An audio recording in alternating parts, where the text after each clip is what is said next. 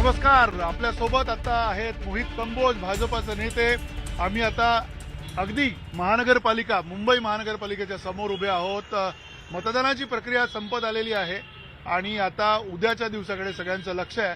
पण मोहित कंबोज हे असं एक नाव आहे भाजपमध्ये आणि खास करून मुंबई भाजपमध्ये ज्यांचं बॅकएंड जे असतं ते फार तगडं असतं आणि त्या तगड्या बॅकएंडवरती नेमकं त्यांनी काय काम केलं तेही आपण त्यांना विचारणार आहोत. तुमचं स्वागत आहे मोहित कंबोज. आणि नुसतं तेवढंच नाही तर एकूण ही जी सगळी रणनीती होती या सगळ्या निवडणुकीमधली ती रणनीती नेमकी कशा प्रकारे लावली गेली, भाजपने यंत्रणा कशी हलवली हेही त्यांना आपण विचारणार आहोत. सबसे पहले जो आपको सवाल पूछना वही है कि मराठी के मुद्दे को लेकर ये चुनाव लड़ाया गया. खास करके दो ठाकरे जो बंधु है वो साथ आए और उसके बाद एक अलग लहर भी दिखाई दी. कम से कम ग्राउंड पे आपको पता नहीं लगी कि नहीं लगी, कुछ लोगों को ऐसा लगा कि एक लहर आई है और मराठी के मुद्दे को लेकर मतदान भी होगा. आपको लगता है कि ये सब जो माहौल है वो उसी तरह से चला है या कुछ अलग होने वाला है?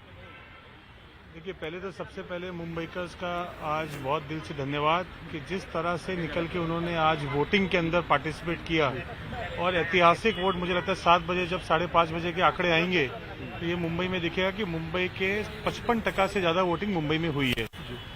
और रहा सवाल ठाकरे ब्रदर्स का साथ में आने का, देखिए ये अब वो पॉलिटिकल कंपल्शन था कि सर्वाइवल का कंपल्शन था, ये तो वही बता पाएंगे कि साथ में क्यों आए. लेकिन ये मेरा मानना है कि बहुत अच्छी बात है अगर एक परिवार के लोग दो होते हैं और साथ में कभी इकट्ठे होते हैं, चाहे उसका कोई भी रीजन हो, पॉलिटिकल हो या नॉन पॉलिटिकल हो, शादी के लिए साथ आए हों या सर्वाइवल के लिए आए हों. तो मेन विषय ये होना चाहिए था आने का कि मुंबई का विकास और डेवलपमेंट. और मुझे लगता है उनके पूरे भाषण में 2.5 साल तक जब उद्धव जी मुख्यमंत्री थे वो 2.5 साल में एक भी काम ऐसे नहीं गिना पाए कि वो जिस विषय के ऊपर उनको वोट मिलते. तो देखिए, मराठी अस्मिता की बात हो, मराठी लोगों भाषा के ऊपर वोट मांगना हो या मराठी के ऊपर वोट मांगना हो, उनके पास एक ही मुद्दा बचा था, बाकी उनके पास कुछ भी नहीं बचा था जिसके ऊपर वोट मांग सकते थे. तो लगातार ये देखा गया कि महाराष्ट्र के मुख्यमंत्री हो, उन्होंने भी जो बात छेड़ी यहाँ पे वो विकास की बात रही. बाकी भाजपा नेताओं ने कुछ अलग अलग मुद्दे उठाए, बांग्लादेश का मुद्दा उठाया. लेकिन क्या आपको लगता है कि ठाकरे ब्रदर्स के आने के बाद मराठी का मुद्दा जो है वो उसने तूल पकड़ा और उसके बाद हो सकता है कि बीजेपी के लिए कुछ दिक्कतें आई है इस चुनाव में? देखिए, मेरा ऐसा मानना है कि 2014 के बाद जब देवेंद्र जी महाराष्ट्र के मुख्यमंत्री बने और 2014 से पहले के चुनावी मुद्दे और 2014 के बाद के चुनावी मुद्दे हमेशा अलग होंगे राजनीति के. एक 10 साल का टेन्योर बीच में 2.5 साल का छोड़ के उनके पास 10 साल 11 साल का टेन्योर मिला जब भारतीय जनता पार्टी महाराष्ट्र में शासन में थी. तो मुंबई के अंदर कोस्टल रोड का विषय हो, अटल सेतु का हो, 2 एयरपोर्ट का विषय हो, कंक्रीट रोड का हो, मुंबई में डिसैलिनेशन प्लांट का हो, एसटीपी का हो, आप मुंबई के विषयों में बात करेंगे तो आज जिस तरह से 3 डैम, पोईसर, शेलार और गारगई डैम हो, अनेक ऐसे विषय मुंबई के जो पिछले मेट्रो के अंडरग्राउंड मेट्रो के आगे के लाइन के, तीसरे एयरपोर्ट के, मुंबई के ब्यूटिफिकेशन के, आज एमएमआरडीए के माध्यम से हो, बीएमसी के माध्यम से, तो भारतीय जनता पार्टी ने, देवेंद्र जी ने पिछले 10 साल में, एक डेकेड के अंदर जो काम उन्होंने करके मुंबई को दिखाए और जिस तरह से मुंबई बदली, आज भारतीय जनता पार्टी के इतने डेवलपमेंट के विषय थे, विकास के विषय थे जो लेके वो चुनाव में गई. 14 के पहले कभी भारतीय जनता पार्टी सरकार में थी नहीं, तो उनके पास कुछ भी ऐसा विकास के विषय नहीं थे जो वो लोगों तक लेके जा सकती थी. इनफैक्ट कांग्रेस के पास कभी भी इतने साल राज करने के बाद शासन में ऐसे कोई मुद्दे नहीं थे, वो मुद्दे लेके कभी भी वो लोगों के पास जाती. म्यूनिसिपैलिटी के अंदर 25-25 साल अगर उद्धव जी के शिवसेना ने राज किया उसके बाद भी उनके पास ऐसे डेवलपमेंट के काम नहीं थे, क्योंकि उनका जो माइंडसेट और नैरेटिव काम रोकने का है, काम बढ़ाने का नहीं है. तो भारतीय जनता पार्टी के बाद देवेंद्र जी के पास लास्ट 10 सालों के अंदर जो काम करके उन्होंने दिखाया, सिर्फ नारियल नहीं फूटे, लोगों ने हकीकत मुंबई में 2 एयरपोर्ट, दूसरा एयरपोर्ट चालू होते हुए देखा. बिल्कुल. और ये विकास की बात रही, लेकिन साथ साथ में इस बार के चुनाव में ये देखा गया कि एक तो बिन विरोध प्रत्याशी लेके आए, पैसा बहुत बहाया गया ऐसा कहा गया, साथ साथ उसमें आलोचना भी हुई ठाकरे ब्रदर्स की तरफ से, उस तरह की आलोचना हुई. लेकिन सबसे अहम और एक मुद्दा था जो अजित पवार ने इस तरह का आरोप लगाया कि पैसे का बहुत ज्यादा इस्तेमाल हो रहा है. शिंदे अजित पवार इन दोनों के बीच में झगड़ा रहा और बीजेपी और एकनाथ शिंदे के बीच में भी इतना ही झगड़ा रहा उनके कार्यकर्ताओं के साथ साथ। तो क्या लगता नहीं कि ये पैसों की वजह से ही इस चुनाव का पूरा माहौल बिगड़ गया? नहीं, मेरा ऐसा मानना है कि कोई पैसों का इसके अंदर ऐसा कोई विषय नहीं है। इलेक्शन कमीशन अपना काम कर रही थी, पुलिस अपना काम कर रही थी, डिपार्टमेंट एजेंसीज अपना कर रही थी, और ऐसा कोई पुलिस ने ऐसे पैसे पकड़े या ऐसा कभी भी कोई ऐसे कोई न्यूज कभी ऐसा दिखा नहीं या डिस्ट्रीब्यूशन का दिखा नहीं। रहा सवाल कि जब पॉलिटिकल आप एक दूसरे पे आरोप लगाने की बात करेंगे, देखिए पॉलिटिक्स के अंदर जब आइडियोलॉजिकल थोड़े से डिफरेंसेज हों, अभी अजीत दादा के अपने डिफरेंसेज है, बीजेपी के अपने आइडियोलॉजिकल डिफरेंसेज हैं, तो कार्यकर्ताओं के सामने जब लोगों के सामने आप जाएंगे तो आपके पास सत्ता में होते हुए भी सर्वाइवल के लिए कुछ ना कुछ आपको बोलना पड़ेगा। अब वो नैरेटिव आज की पॉलिटिक्स मेरा ऐसा मानना है कि स्ट्रिक्टली नैरेटिव बिल्डिंग के ऊपर हो गई है। कौन नैरेटिव अपना पहले सेट करता है, अब वो नैरेटिव सही है कि नैरेटिव गलत है। जिस तरह से 2024 में कांग्रेस ने भारतीय जनता पार्टी आएगी तो संविधान चेंज करेगी, ऐसा फॉल्स नैरेटिव लेके आए जिसका नुकसान महाराष्ट्र में बीजेपी को भुगतना पड़ा। हमने नैरेटिव के ऊपर पार्टी ने बहुत काम किया, विधानसभा में आपने देखा वही नैरेटिव, पॉजिटिव नैरेटिव जो बीजेपी ने काम किए वही लेके नैरेटिव को लेके वो चुनाव में गई। दूसरा सवाल आपका बांग्लादेशी का हो या जिस हिसाब से एक कैंपेन था, ये देखिए ये खुद में एक सिक्योरिटी, नेशनल सिक्योरिटी का विषय है, तो उसको ध्यान में रखते हुए हमारे नेताओं ने उसके ऊपर बात भी की। अब मेरा ऐसा मानना है कि बांग्लादेशी का विषय एक सेंसिटिव विषय है ही है पूरा, इसमें कोई हिंदू मुसलमान का विषय नहीं है, ये नेशनल और इंटरनेशनल नेशनल का विषय है।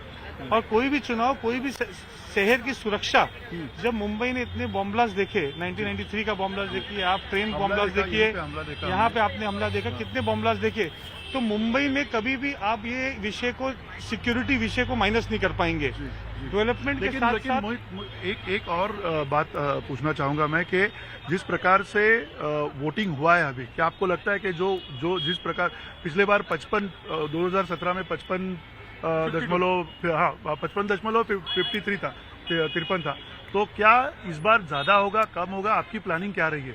देखिए मेरा ऐसा मानना है कि जिस तरह से मुंबईकर के अंदर चुनाव को लेकर जो आज जोश दिखा, और सबसे बड़ी बात कह रहे सर, मेरा ऐसा मानना है कि वोटर ना बहुत साइलेंट है। वोटर अपना निकलता है घर से, अपना कर्तव्य पूरा करता है और घर पे वापस आता है। वो पूरे दिन ना 20 दिन तक जब तक कोड ऑफ कंडक्ट रहता है ना, वो किसी को, प्रत्याशी को पता चलने नहीं देता किसी पार्टी को कि उसके मन में क्या है। लेकिन मैं आज जिस तरह से लोगों के अंदर उत्साह दिखा और जहां जहां मैं गया वहां पे मेरे को जो देखने को लोगों को मिला, मेरा ऐसा मानना है कि देवेंद्र जी का जो 2014 से लेकर 25 तक जो डेवलपमेंट का मॉडल है और जो उन्होंने अपने जितने इंटरव्यूज हैं या अभी तक जितने उन्होंने रैलीज की, उन्होंने फर्स्ट नरेंद्र मोदी जी जो विकास की बात करते थे उसी चीज को देवेंद्र जी आगे लेके गए। और कल का जब रिजल्ट देखेंगे तो भारतीय जनता पार्टी 100 क्रॉस करेगी इंडिविजुअली, और भारतीय जनता पार्टी का मेयर मुंबई में बैठेगा। तो मुंबई में इसी जगह पे हमें दिखाई देगा पहली बार भाजपा का मेयर बिठा हुआ यहाँ पे, और खास करके सत्ता पूरी तरह से सत्ता प्राप्त होगी बीजेपी को, या फिर जैसे 100% भाजपा होगी, या फिर भाजपा को जो अपने साथी है उनको साथ में लेके सत्ता बनानी होगी? देखिए महायुति में इलेक्शन हुआ है, महायुति की सत्ता होगी, लेकिन 100% भारतीय जनता पार्टी महायुति का मेयर 100% भारतीय जनता पार्टी की 100% में 100 सीट से ज्यादा होगी, ये मैं आपको वादा करता हूं। आपका एग्जिट पोल है, कुछ आया है वो एग्जिट पोल? एग्जिट पोल नहीं है, ये तो एक अनुमान रहता है। जिस तरह से कार्यकर्ता, इतने लाखों कार्यकर्ता जिस तरह से काम किए नीचे उतर के, ग्रास रूट पे जो एक लोगों का रिस्पांस आता है, लोगों से मिल के जो लगता है, आज आप भी देख सकते हैं, आप भी लोगों से मिल रहे हैं, तो जिस तरह से कामों के ऊपर वोट हुआ, इलेक्शन हुआ है, बहुत पॉजिटिव इलेक्शन हुआ। मेरा ऐसा मानना है कि महाराष्ट्र में ये पहला ऐसा इलेक्शन है जो कामों के ऊपर हुआ है। लेकिन मैं यही पूछना चाहूंगा, क्योंकि हमारे दर्शक भी जानना चाह रहे हैं कि अगर वोट बढ़ता है, वोट का अगर प्रतिशत बढ़ता है, तो उसका फायदा किसको होगा और कैसे होगा? देखिए, एक तो जिस हिसाब से वोट बढ़ता है, ये आपने हमेशा देखा है कि पहले कहीं ना कहीं स्लम के वोट, कुछ अमुक जातियों के वोट बाहर निकलते हैं, जो एक उत्साहित वोट जो हम हमेशा मानते हैं कि भारतीय जनता पार्टी का होता है, वो उत्साहित कम होता है और घर से बाहर नहीं निकलता है। तो जैसे जैसे वोट परसेंट बढ़ता है, वैसे वैसे भारतीय जनता पार्टी का जो वोटर है वो उत्साहित होकर जब वोट देने आता है, तो ये जो गेन है ये कहीं ना कहीं भारतीय जनता पार्टी की तरफ जाता है। और मेरा मानना है 50% के ऊपर जैसे जैसे आगे आगे जाएगा, वैसे वैसे हर परसेंट के ऊपर 7 सीटें भारतीय जनता पार्टी की बढ़ेगी। तो कुल मिला के जो आपका जो होमवर्क है इस पूरे आंकड़ों को लेकर वो होमवर्क रेडी है और कल जाके आपको और कुछ ज्यादा जोड़ तोड़ गतिविधियां उस तरह का कुछ करने की जरूरत नहीं होगी। देखिए, महायुति बहुत भारी मार्जिन से, मेरा ऐसा मानना है 29 जो कॉरपोरेशन है उसमें 25 से ज्यादा कॉरपोरेशन के अंदर महायुति के मेयर बैठेंगे। कोई किसी भी गठबंधन या आगे से पीछे से कोई जरूरत नहीं पड़ेगी, क्योंकि डेवलपमेंट के ऊपर ये पूरा चुनाव गया है। पूना का देख लीजिए डेवलपमेंट, पिंपरी चिंचवड़ का देख लीजिए, नासिक का देख लीजिए, नागपुर का देख लीजिए, अमरावती का देख लीजिए, हर एक कॉरपोरेशन के ऊपर विकास के ऊपर गया है।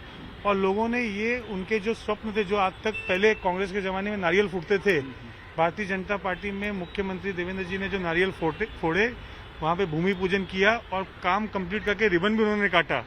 तो ये जिस तरह से उन्होंने पूरा आज ट्रांसफॉर्म महाराष्ट्र किया है, ये कल उसकी जीत होगी।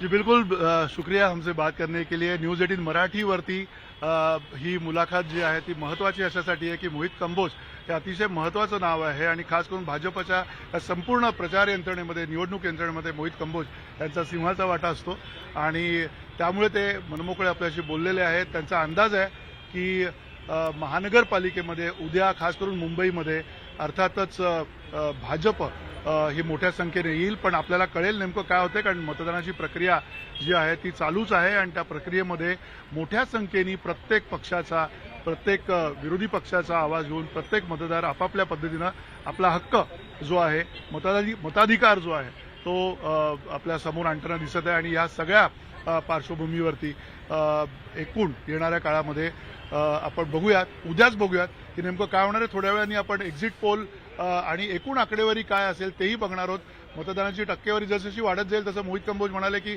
फायदा भाजपचा होईल, पण आपण बघूया असेल आणि थोड्याच वेळात त्याबद्दल आपण प्रदीर्घ अशी चर्चा करूयात।